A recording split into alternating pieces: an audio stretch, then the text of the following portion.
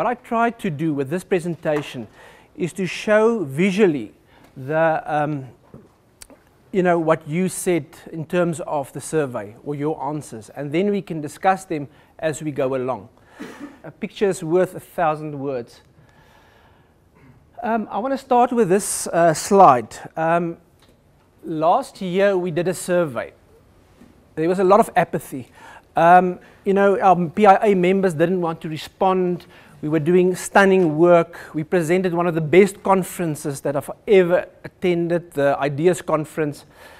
And Monique and I, there was 3 of us, and we sat in the office and we said, what can we do? I mean, what can we do? This apathy is a problem. And then we sent out a survey. And I'm going to tell you the story of 2 surveys. In that survey, we asked, and you might remember it, we asked, there's a possible presenter and there might be porn visuals or close to porn visuals in the presentation. Should we allow it? Should we not allow it? Or is it unprofessional? We sent out the survey, and within 24 hours we had 300 responses. It was unbelievable. It's the best response ever. Look at that. And I said, that is, most of these people, and we asked, most of these people wouldn't even bother to attend the conference. Now keep that in mind. And then we said, let's do another survey, the story of the second survey. And we sent out this survey. The risk work survey, we got 28 responses within 3 months before the second sent out, and our entire example was 100, which is a good example. 100 out of 600 is like 15% or whatever, somewhere around 15%, which is a very, very good example. But this shows me that is there something wrong about the things we care about? People are they're fighting for something on behalf of somebody else or whatever, and something they won't even see themselves. But when it comes to their own family and their own practice and their own staff members and their salaries, that was the response. So I'm leaving it with you. I'll start with the general ideas and philosophy on risk work and work without compensation, because there's also a difference. And Henk touched on that: competitions, pro bono work, etc. Work where you won't be, you won't get money for. And that's why this idea of Ayn Rand, the virtues of selfishness, is not too bad. I was in Britain, and Fritz was with me years ago. And this lady had a conference in Brighton. And the entire party was against her. The entire world was against her. Everybody was against her. And she said, you turn if you want to, but the lady is not for turning. She had balls, she stood alone. And maybe we can learn from her. There was another thing, it was the poll tax those days.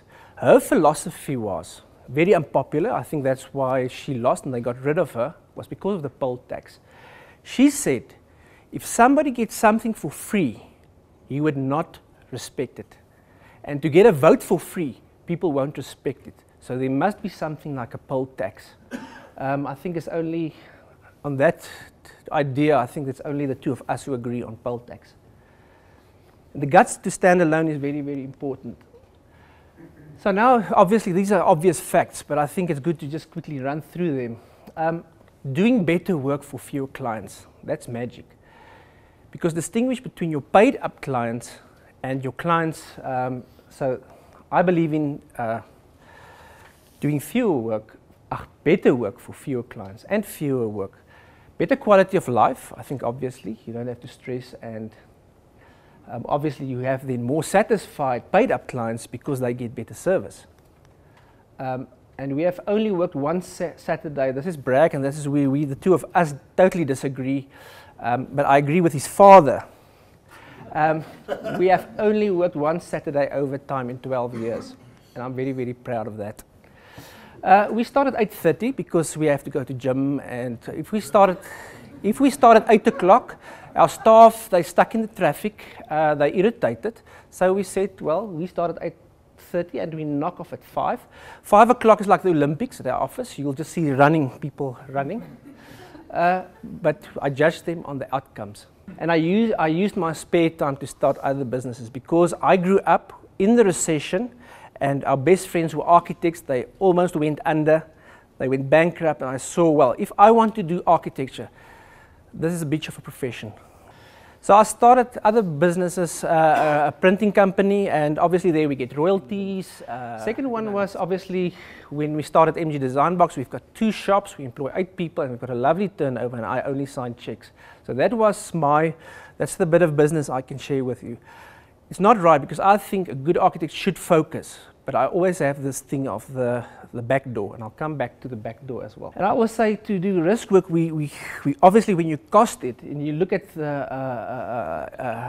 and one day I did this. I said, listen, this risk work. We can work on this, or we can all go to the movie.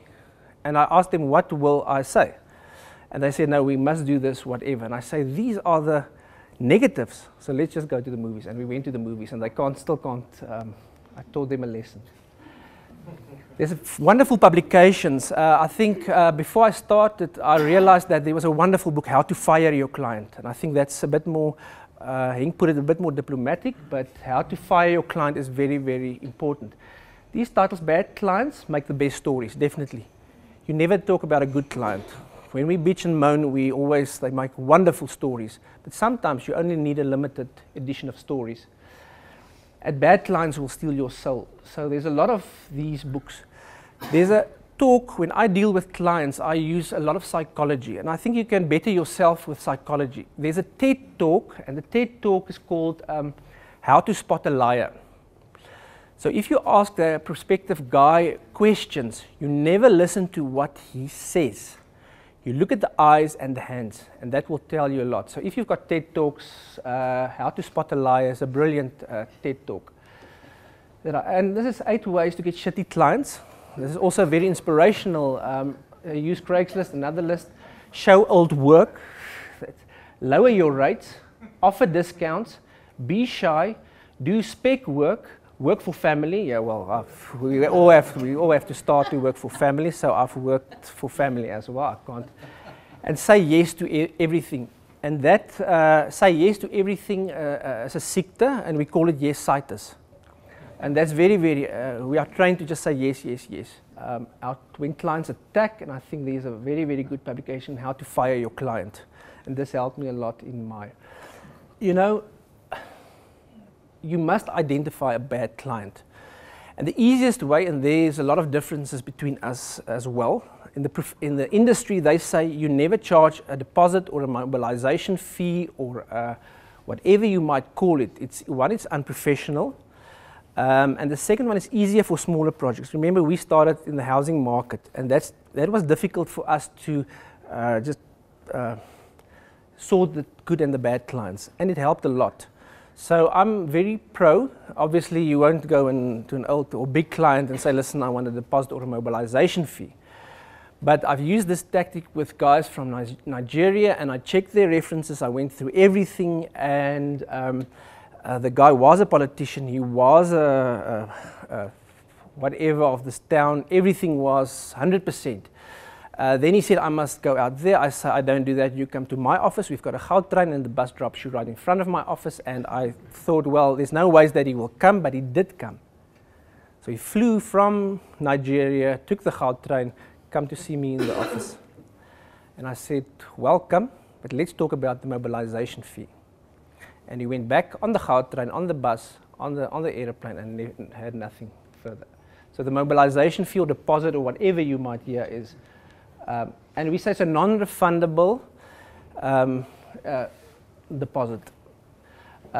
There's obviously, and for smaller jobs, we found that was perfect. A mobilization fee, it's just a better word. I think a deposit is not a very professional word, or an irrevocable payment guarantee. And that for houses or smaller jobs, this is the ideal thing to chase the other guys to you guys who work overtime. The client architect agree and letter of appointment is very, very important. Ian and them, they've put a lot of work in this, and it's a very, very good document. And we don't want to sign it, but I think this is also a document where you can hide behind. You can hide behind this document. You can say, well, in terms of my professional indemnity, sorry, I know you're a friend, but the institute requires me to sign this. They don't need to know that the institute is voluntary. This is in terms of developers, how the developers changed. And there's Arthur Erickson says that today's developer is a poor substitute for the committed entrepreneur of the last century, for whom the work of architecture represented a chance to celebrate the worth of his enterprise. So just money, money, money, and this is I keep this on my iPad when I've got bad clients or whatever, and I think I'm a big fan of Freud. And just remember this helps me a lot when I deal and to keep sane. Let's go to the results of our survey. This is not the one on porn, this is the one on risk work. Let's have a look at what our members think. First one is the practice. Let's look at who responded. The practice I'm with is small practice with staff less than 7, that's 44%. One-man practice, no additional permanent employees, 26%. Large practice with staff 15 or more, 15%. And medium practice with staff 7 to 14 is 15. Also 15%. So that's the making of our survey or respondents. Then the question, do you take on-risk work? Orange, 47% said yes, only for selective clients. This comes back to common sense and what Henk said. And yes, with certain conditions, 36%. And yes, unconditionally, only 9%. So we're winning there. And never 8%. So that's how much of your workload, your current workload, consists of risk work? Then 48% said less than 10%, so that's sort of a healthy chart. More than 30% is 27%, and between 10 and 30%, 25%. So this gives you a good visual representation of risk work in the city. Do you first calculate your risk and potential expenses before accepting risk work? It's very, very important. 54%, half, more than half said yes, 27% sometimes, and 19% no. In the past 5 years, what percentage of risk work projects have actually materialized? And this is where I want to stop, because this is the outcomes. This is the end result. This is the slide that should influence you in making decisions. 57% said nothing to 15% came off. This slide negates all the other slides.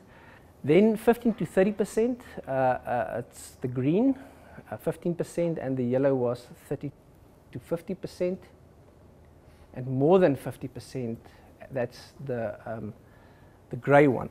So to make it worthwhile, more than 50% was that 13%. And that's in the past 5 years. So dis 5 jaar van tyd mors. Dis nie 1 jaar van tyd mors nie. And just spend a little time with this graph. We've broken it up 0% here, 16% of people said nothing came off. So those people wasted the last 5 years a lot of time and energy. Then just a few ideas on about clients and risk, the questions. Do you think charging a non-refundable deposit or mobilization fee will help to distinguish between real and fictitious clients? And this is self-explanatory. 94% said yes. But when I do it, everybody says, hey, you're unprofessional. But when I ask the question, we've got 94% said yes, a mobilization fee or some sort of guarantee. Because when people pay, they respect it. Are you more likely to do risk work for existing clients with proven track records? That's obviously, I think that's what Henk's talk was all about as well. Obviously 97% said yes, and only 2% said no. I think they should rethink that. If you're one of the 2%, I think you should reconsider. What is the percentage of risk work you do for new clients compared to existing clients? This is very, very important, because a new client, obviously, you need to suss out.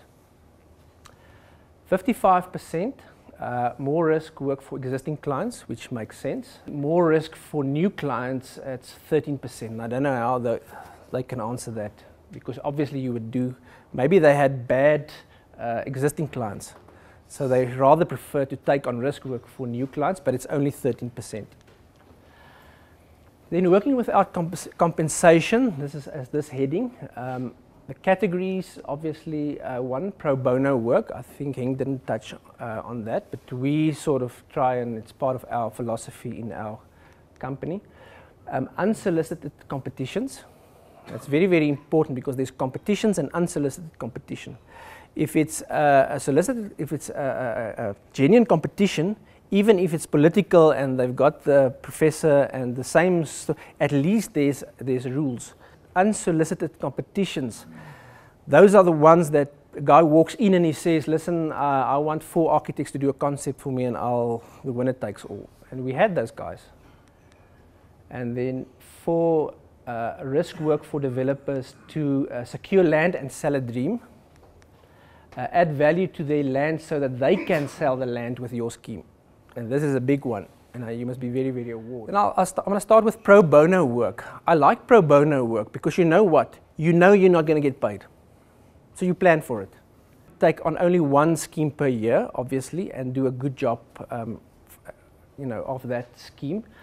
We're busy with a few, but I've just selected this one as an example. And then I want to stand still at our conditions for pro bono work. Because a lot of people, the school, they come to your practice, they ask you, listen, we want to build this and this and the following, but it's just a mother. There's a whole board and a principal, and there's 400, 500 people with different ideas. So here you must be very, very careful. We say it must be a public building so that all can see and enjoy that building. That's our first condition. Our second condition, no design interference by the client. Sketch plans, concept, if we do it for free, we want to have fun. We want something out of that as well. Then marketability and marketing. You're doing it for free, but you're not doing it for free. We're actually using that as an advertising opportunity. And with one small project, we had six articles in various magazines, popular magazines. And that brought in a lot more other work. It must be for non-profit organization. Because there's a lot of guys that go around under the name of charities or public organizations or whatever. It must be non-profit. Otherwise, we also want to make a profit. And then the funds must be available.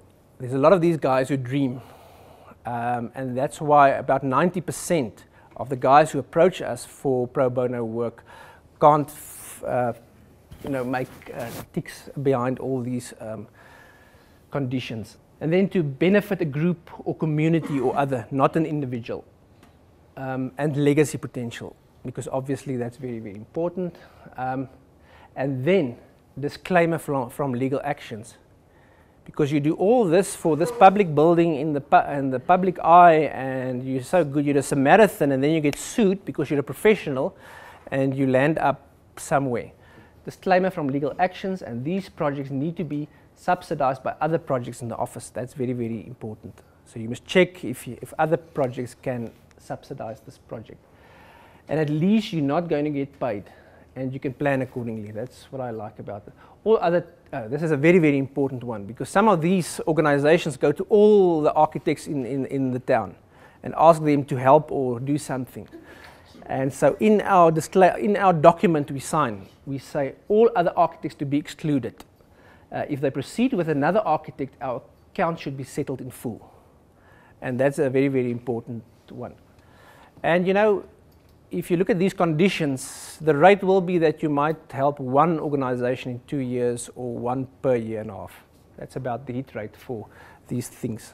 Because you get marketing, you enjoy it, you don't have a client that's bossy because they keep quiet, they know otherwise they have to pay.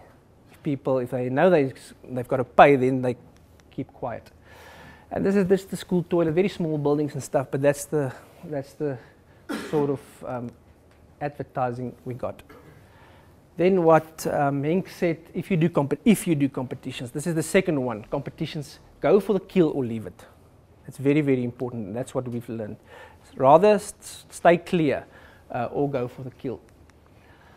Then how much of your workload consists of competitions?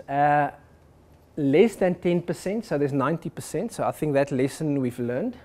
More than 30% is the green, is 5%.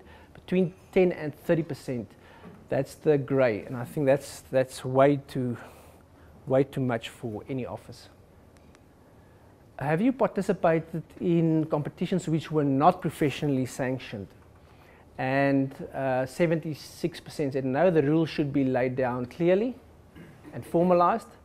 8% said never mind, I need the work. If you think like that, I think 8% of firms might go down or whatever, because never mind, I need the work. It means you just want to keep busy. Yes, may the best man win, I can live with that one. Before entering a competition, as mentioned above, have you questioned the adjudication process? It's the prof and whatever. And this is a very, very important one. It's split in the middle, 48, 52. 52 said yes, 48 said, oh, we don't care. We're not going to check with the judges. Are they going to judge? Should all competitions be formalized and be registered with an accredited voluntary organization? Obviously, 70%, 75% said yes. When a prospective client proposes that he would like 3 architects or architectural practices to do a concept design on a risk project, do you show him the door? 56%, which is already a good indication. Go all the way to impress the prospective client, 25%, and try your luck, 19%. So I think we've got a few gamblers here. This is a cartoon I got, trust but verify. Would you mind if I ask Siri for a second opinion? I think that I've seen Dirk as well. Yeah, a few years ago, obviously we did some risk work, etc.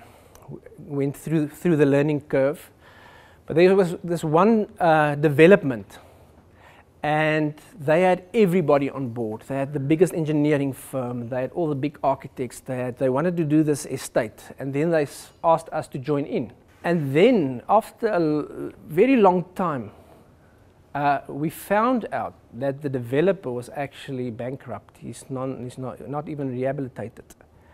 So nobody took up the phone and phoned the master of the High Court. Just one. It might be more difficult today, but just pick up the phone and check and verify. Do you make use of credit bureaus to check the credentials of prospective risk clients? I mean, this 88% says no. And I think there we need to get a system where we can check and verify. I don't want to use the word blacklist, but why can banks have databases, and why can't we in the institute, why can't we not have a databases? I don't know. These are questions that I'm asking.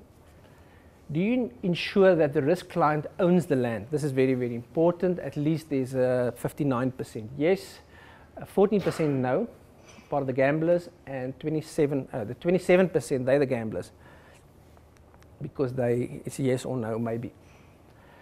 Do you sign a memorandum of understanding when doing risk work? It's split into almost 3, with 27% yes, the least. Do you require an agreement in writing from the client that no other architect would be approached when doing risk work? I think this is very, very important. A lot of people keep quiet, and then later you find out they've been visiting 4 or 5 offices, and they just keep quiet, and they see who they can, squeeze or get maximum amount of work out of them. There are a lot of guys who are not ethical. When finding out that another professional has worked for the client on a risk project prior to your appointment, would you phone the professional to find out more and get references? 58% yes, sort of healthy, 20% sometimes, and 22% no. And I think those 22% should reconsider, because to pick up a telephone costs like 2 rand or 1 rand. I don't know what it costs per minute. But I mean, that is money well spent. We should talk more to each other. It's a small town, we can learn a lot, and we can save a lot of time. What about a data bank? I mentioned this, so the questions will follow. If we have a data bank of bullshitters or whatever, wouldn't it be wonderful? That was the question. And this is the doormat. This is a fantastic doormat you can order. I want to order one for our office. We can have a database and it can be very private because we can enter it with a code and save the information. So it's not in the public domain. It's not open source. If we say we're part of maybe a risk work charter or a group and we decide we're going to tackle this thing, we can share the information without legal implications. I don't know. That's why we just ask these questions. Should there be a secure website database for institute members only, where unsuccessful risk work can be listed, including reasons why the project did not go ahead? 86% said yes, this would make it easier to identify who shops around, speculates and wastes time of professionals. Then the other one, no, risk clients and the project's details are confidential and we would not contribute to such a database even if it's confidential. Should we get paid at least for cost? I thought this question to be a no-brainer. As this guy says, all profits go directly to charity. Should the architectural profession be paid a risk disbursement fee to cover direct costs when doing risk projects? 88% again yes, and then sometimes 3% no. I don't know how they run their practices, but they said no. Do you charge for disbursements when agreeing to do risk work? Split sometimes, so we can split that in two, so it's almost 50-50. Yes, 27, no 27, yes 33. So it's fairly, there's no benchmark or there's no pattern. Do you first calculate your risk and potential expenses before accepting risk work? This is very important. 54% yes and 27% no. 19% again, we just jump in. We just jump in, do and keep ourselves busy. We must work to make that zero. Would you introduce a prospective disbursement fee structure backed by the Institute for an existing client when considering risk work? Because the reason for this is this relationship, and this relationship we don't want to tarnish by giving somebody, our practice is going to do that. But if you go to them and say, listen, our institute requires us to do this, you can hide behind the document. 73% said yes, they would understand, and 20% I don't know, and no, I don't feel it will be appropriate. Your clients will laugh you off, but if you say, listen, it's now SANS, or this is now our institute, and if we get GIFA and everybody in, it might become, I mean, it might take 3 years. We don't know if it's dreaming or not. Would a recommended risk disbursement appointed fee scale be a benefit to the architectural practitioners? Yes, of course. Well, we've got a few guys that says nobody would use it, it's 10%. With a multi-million rand development, you expect the client to understand that the architectural profession should not be expected to carry all the risk, ignore the overhead cost of the practice as it is not his problem. And there, obviously, the smaller you are, the bigger the problem. What is the percentage of risk clients who expect you to do work for free with only a promise of future work? And that's what I call the yellow carrot. And less than 60% is 56%. And there you can see it's evenly divided as it goes up. Is there a change in the industry with regards charging disbursements? Would you still participate in doing risk work without compensation? This means that the industry might work together. And who carries the risk? The word PI can also be used as a shield. And I think our approach should be, because you've got a relationship with this client, your approach should be, give me something to hide behind. Give me a backdoor or an escape for the client, and we'll come to that.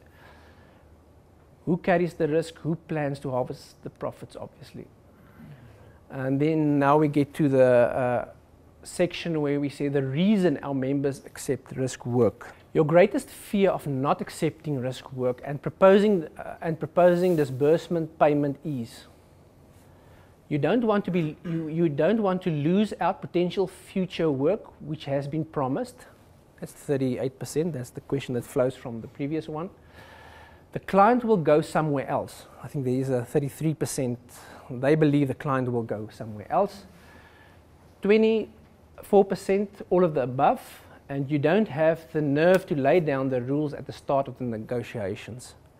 It means somebody comes in and they bulldoze, they just walk over you, and that's a problem with a lot of the younger architects, because obviously you get this guy, the woman or the developer or the rich guy comes in and they just steamroller you.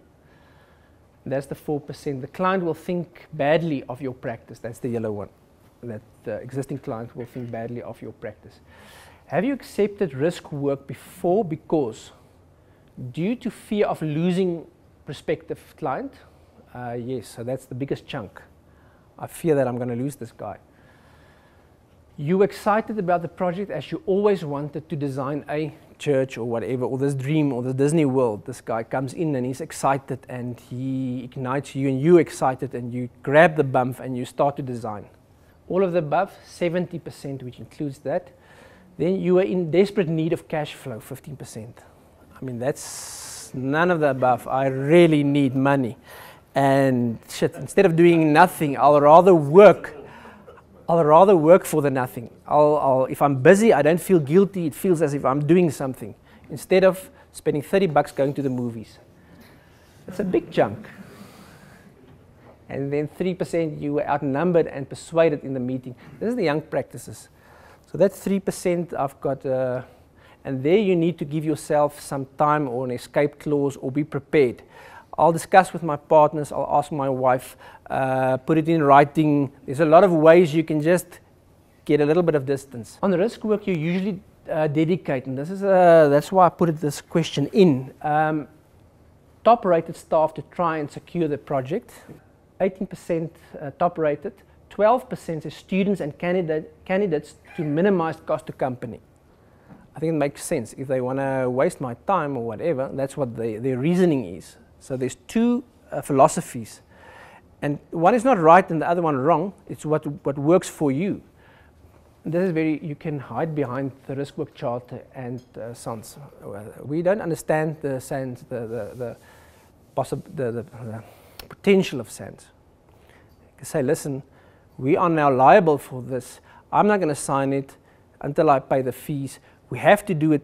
There are new regulations. This is we explain to our clients, and if you explain to them, they understand why they should pay, because you are more liable. The risk work charter, and I've put this slide on by appointment to Her Majesty Queen Elizabeth II because of the Olympics. It's the same principle. If we start a risk work charter and we say the signatories get their own logo by appointment to the Queen, and that will tell them that these practices give better work. It's just an idea. It's open to the floor. A group of practices that decide to adhere and sign up and use distinct logo to distinguish them as a guild. In the olden days, they had guilds, and the guilds work. It's an example of something that worked. We are the guilds.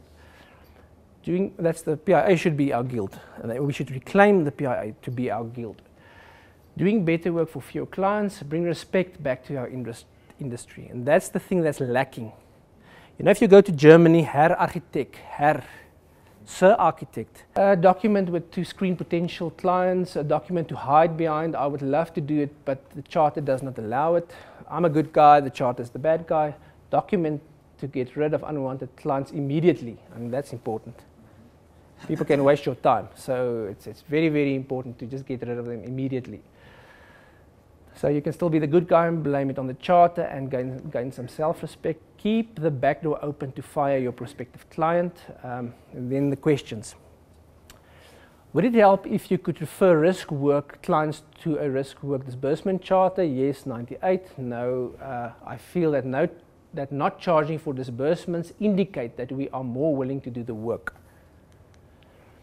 Would you become part of the risk work charter if put in place and endorsed by the voluntary institutes? 87%, quite a good feedback. Do you think it's possible for architectural professionals to stand together and support one another with the implementation of such a charter? 62% said yes. They will understand the advantage of such a charter for all in the profession. 38% said no, they would work against one another, unlike other professions. Unlike other professions. And that's a very, very important thing, unlike other professions. Why can't we learn from them? Is there a charter or guideline for risk work disbursement, and what should it be? Hoe moet so 'n ding lyk? Ons weet nie. Charges including direct cost for time spent, material, prints, plots and actual disbursements, 62%.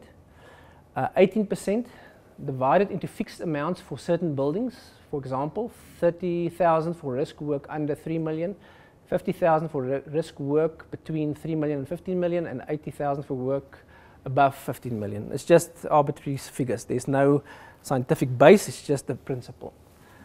And that's 18% said yes, or 17% said a percentage amount of the expected project cost, such as 0.01% of project estimate or whatever. But who's going to give you those figures? And then I don't believe anything should be charged when a client approaches you to do risk work. Do you think that the new SANS regulations is an ideal vehicle to avoid taking undue risk? 55% said yes, 45% no. And then pro forma documents. And Henk, again, thank you for your letter. And I think what we should do is, I want to say it again, if you can all send your stuff to the PIA to Monine, your letter of how you do it, and it might help Ian and Isha, they're busy with from SAIA's side to look at it, and if we get the information, some ideas would crystallize out of it and we would all benefit. Let's reclaim our profession, Herr Architect. Self-respect. If you do not respect yourself, your capabilities or training, why should someone else respect you? Respect for your work, your training and your staff. Nobody respects something that he gets for free. This is a story of a sculptor I worked with, and you know, there's never money for art in any project. So what we did, we said, listen, we tried to push her down because she was a young artist, and when we tried to push her down, we really wanted this beautiful piece of sculpture, and she just said to the whole board, everybody, stop, just give me a word. She said, don't you respect my university where I trained? We all come from the same university. You respect it. Don't you respect my qualification against the wall of that university? Don't you respect my, my teachers and lecturers? And so we said, yeah, well, of course we respect it. It's one of the best art departments, sculpture departments. She said, then why don't you want to pay? And she said, that's the price. And we increased the price just there and then. It only stands to reason that where there's sacrifice, there's someone collecting the sacrificial offerings. Where there's service, there is someone being served. The man who speaks to you of sacrifice is speaking of slaves and masters and intends to be the master. Dis weer my gunsteling Ayn Rand. Do you think that professionals in general do not have the necessary business acumen? And 75% acknowledge, said yes. Money demands that you sell not your weakness to men's stupidity, but your talent to their reason. And if it doesn't matter who wins or loses, then why do they keep score? And that's it. Thank you very much.